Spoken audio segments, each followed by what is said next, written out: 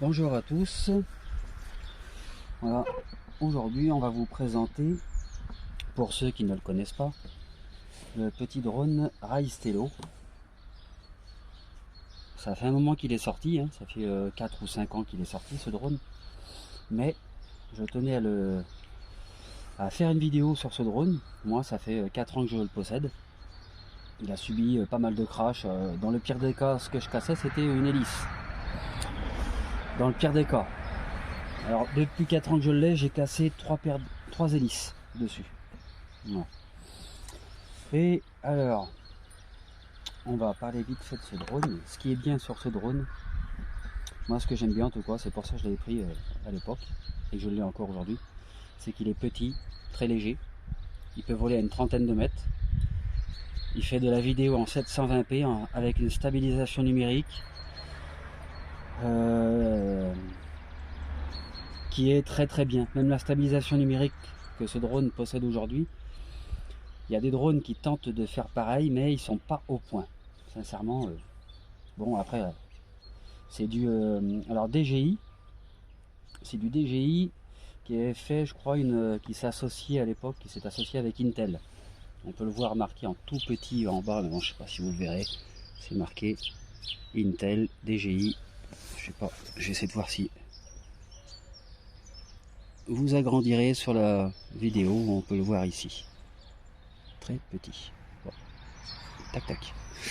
Alors ensuite, alors sur ce drone, la caméra de face, et comme je vous disais, la stabilisation numérique de ce drone est sympa parce que quand il avance ou qu'il recule, qu'il va sur la gauche ou bien sur la droite, vous n'avez pas les effets de comment dire, vous n'avez pas les effets du drone, en fait, de la caméra qui a des à-coups. Voilà, vous n'avez pas les à-coups. Comme la stabilisation est numérique, on pourrait croire que c'est un drone qui est équipé d'une nacelle 2 axes. Voilà, de toute façon je vous ferai une vidéo tout à l'heure, je la posterai, je sais pas si c'est possible. On essaiera. Alors, le bouton pour allumer le drone qui se trouve ici.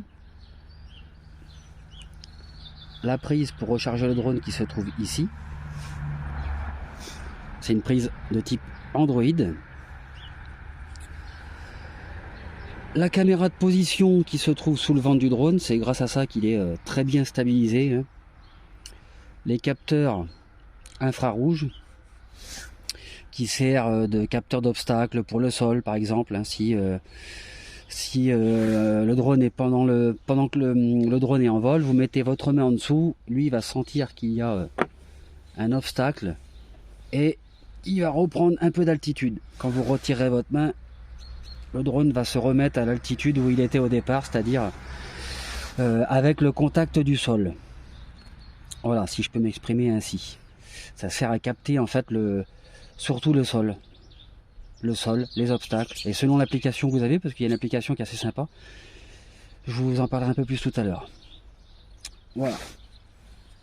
Alors la batterie du drone, moi c'est pas la batterie d'origine, parce que la batterie d'origine a lâché. J'ai pris une 1800 mAh de marque Sabat. 1800 mAh, une capacité, blablabla. C'est une 1S. Hop.